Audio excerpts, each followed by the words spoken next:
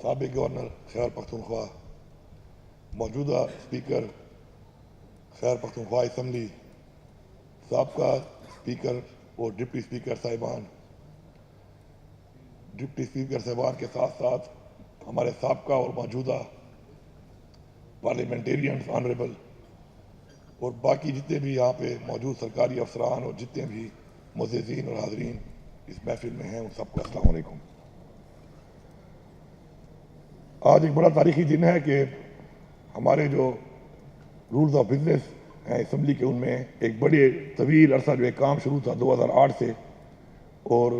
ان میں امینڈمنٹس کی گئی ہیں، اور یہ جو اصلاحات ہیں میں آپ سب کو اور پورے صوبے کی عوام کو مبارکباد پیش کرتا ہوں، کیونکہ ان اصلاحات سے اسمبلی کی کارروائی میں جو بہتری آئے گی تو اس کا جو فائدہ ہے وہ پورے صوبے کی عوام کو ہوگا۔ اور ہمارے لیڈر عمران خان کا ایک ویژن ہے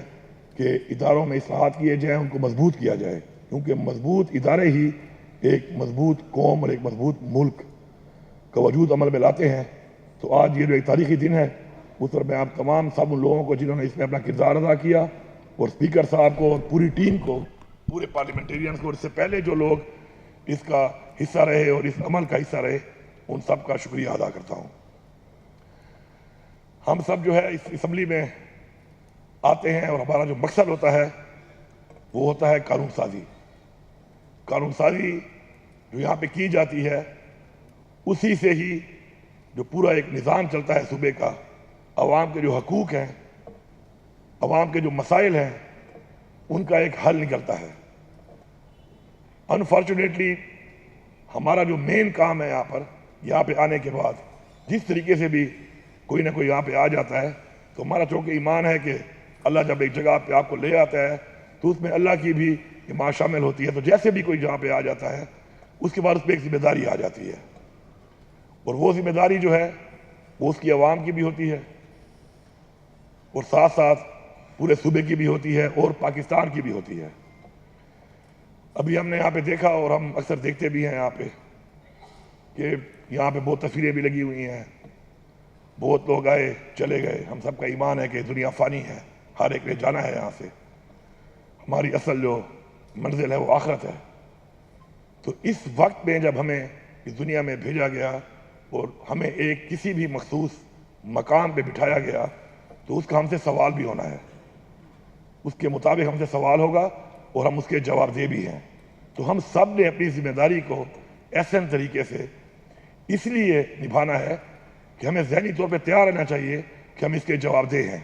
اس جہان بھی جواب دہ ہیں اور اس جہان بھی جواب دہ ہیں۔ اور میں اکثر جب میٹنگ کرتا ہوں تو کئی چیزیں سامنے آتی ہیں، اور ان میں اکثر یہ آتا ہے کہ جی اس حکومت میں یہ ہوا، اس طرح ہوا، اس طرح ہوا۔ کوئی ٹھیک فیصلے ہوتے ہیں، غلط فیصلے بھی جو ہوتے ہیں اس پہ کسی کی نیت پہ شک نہیں کرنا چاہیے۔ اس وقت کے حساب سے شاید وہ فیصلہ جو ہوتا ہے کلیکٹیو ڈیسیجن ہو جاتا ہے، اور وہ بعد میں شاید اس کے اثرات جو ہے مثبت نہیں آتے، لیکن وہ یاد ضرور کیے جاتے ہیں، ان پہ ڈسکشن ضرور ہوتی ہے، اس کے مطابق ان کے اوپر بات بھی ہوتی ہے۔ تو ہمیں یہ چاہیے، اور میں اکثر کہتا ہوں سب کو کہ ہمیں کم از کم کوئی ایسا چیز نہیں کرنی چاہیے کہ کل کوئی بیٹھ کے ہمیں یاد کر رہا ہو کہ یہ چیز اس وقت ہوئی تھی، یہ لوگ تھے، کیونکہ فوٹو تو ہمارے لگے ہوئے ہیں، ہر دور کے لگے ہوئے ہیں، کہ ہمارے بارے میں کوئی یہ کہے کہ جی یہ غلط فیصلہ جو ہوا تھا، یا جو غلط اقدامات ہوئے تھے، یا کوئی فائنینشیل یا کسی طرح کے کوئی بھی کسی کے حقوق پامال ہوئے تھے، مسائل بنے تھے، تو یہ اس ادوار کے تھے، تو ہماری تصویریں اس سے ہماری نشاندہی کرتی ہیں۔ تو کوشش کریں کہ آپ کی طرف سے ایسی چیز نہ ہو، بلکہ ایسی کوئی چیز ہو کہ جو آپ کو ایک موقع ملا ہے تو اس کے اوپر آپ کی کارکردگی ایسی ہونی چاہیے کہ اس کو یاد کیا جائے۔ آپ سب اپنے اپنے علاقوں سے آئے ہیں، آپ کے اوپر اپنے علاقے کی بھی ذمہ داری ہے، کچھ ایسا کر کے کچھ کریں کہ آپ کا ایک نام پیدا ہو۔ بہت سے لوگ آئے چلے گئے، کچھ لوگوں کے نام یاد کیے جاتے ہیں اچھائی میں، کچھ لوگوں کے نام یاد کیے جاتے ہیں برائی میں۔ تو کوشش کریں کہ آپ کا نام اچھائی میں یاد کیا جائے، اس کے لیے آپ نے محنت کرنی ہوگی۔ اور یہاں پر جو آپ آتے ہیں، اور یہاں پر جو آپ ایک اسمبلی کے اندر بیٹھ کے اپنے حقوق کی، صوبے کے حقوق کی، عوام کی حقوق کی بات کرتے ہیں، قانون سازی کرتے ہیں، تو اس کے اندر بھی کوشش کریں کہ ہم ایسا کچھ کر کے جائیں کہ ہمیں اچھا یاد کیا جائے، کیونکہ وقت جو ہے وہ انسان کو ملتا ہے ایک اس چیز کے لیے کہ اللہ تعالیٰ آپ کو بلیس کرتا ہے، آپ کو چنتا ہے ان لوگوں میں، آپ سے یہ امید کرتا ہے کہ اس کی انسانیت کے لیے آپ کچھ کریں گے۔ تو ہمارا یہ مقصد ہے، ہمارا مقصد انسانیت کی خدمت کے لیے، ہماری تخلیق بھی اس مقصد کے لیے ہوئی ہے۔ اور یہاں پر جو ہمارے کچھ جو قانون سازی کے بجائے ڈسکشنز ہوتی ہیں اسمبلی کے اندر، اور ان کے اندر میں نے جو چیز دیکھی ہے خود حصہ رہ کر کہ ہم جو ڈسکشن کرتے ہیں وہ مسئلے کے حل کے لیے کم اور ایک دوسرے پہ تنقید کے لیے زیادہ کرتے ہیں، جبکہ ہمیں یہاں پہ بٹھایا اس لیے گیا ہے کہ ہم تجویز دیں اور مسائل کا حل نکالیں، بجائے ہم تنقید کر کے صرف پوائنٹ سکورنگ کریں۔ تو اگر ہم اپنا ایک ماحول اس کا ایسا بنائیں گے کہ جس میں تجاویز کی طرف جایا جائے گا، حل کی طرف جایا جائے گا، تو حل نکالنے کے لیے ہی یہ ایوان بنے ہیں اور اسی کے لیے ہی یہ پورے جمہوری جو ایک نظام پاکستان کا بنایا گیا ہے،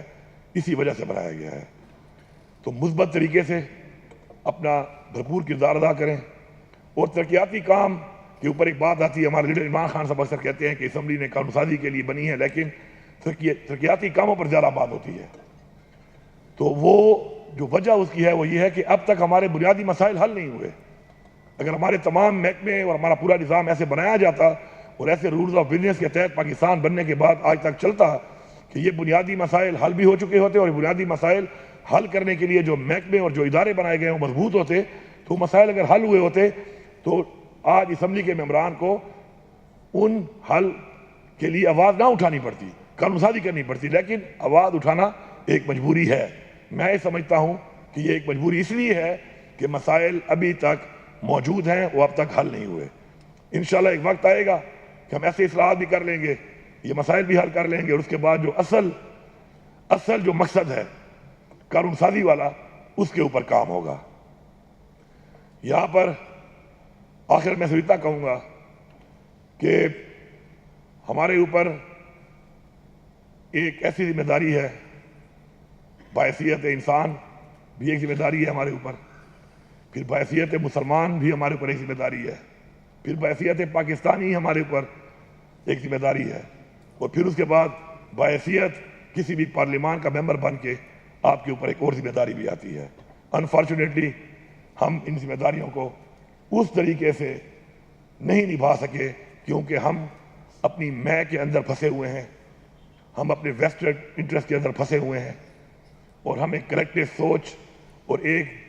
ایسی سوچ جو ایک قومیں کرتی ہیں ہم نے آج تک نہیں کی۔ آج میں صبح پڑھ رہا تھا اخبار میں کہ ہمارے اوپر اس وقت 80,000 ارب سے زیادہ قرضہ چڑھ چکا ہے،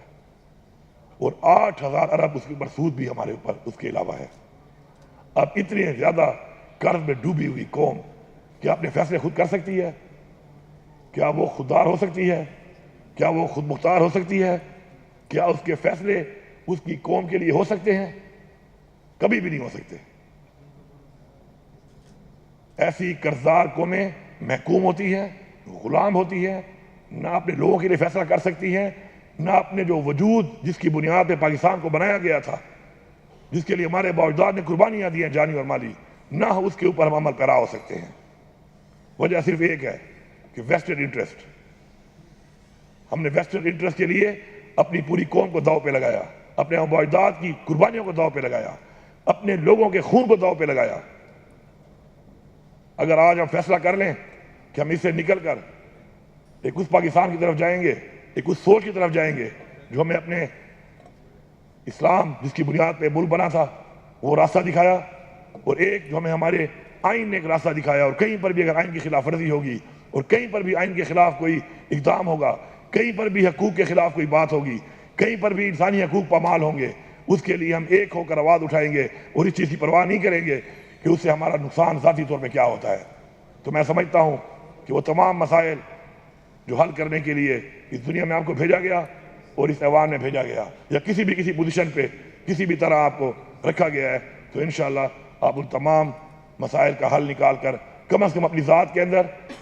اور اپنے اس رب کے سامنے انشاءاللہ سرخرو ہوں گے۔ آخر میں ایک دفعہ پھر آپ سب کو، پورے صوبے کی عوام کو، اسپیکر صاحب کو، ڈپٹی اسپیکر صاحبہ کو، اور باقی تمام اس سے پہلے ادوار میں جو لوگوں نے اس میں محنت کی، کام کیا، ان کو مبارکباد پیش کرتا ہوں، شکریہ ادا کرتا ہوں، اور ساتھ یہ امید کرتا ہوں کہ قانون بنتے ہیں امپلیمنٹ نہیں ہوتے. یہ قانون اگر بنے ہیں تو یہ قانون اور باقی سارے قانون بھی اگر اسی طریقے سے امپلیمنٹ ہونا بھی شروع ہو جائیں تو انشاءاللہ ہمارے مسائل کا حل نکلے گا. آپ سب کا بہت شکریہ.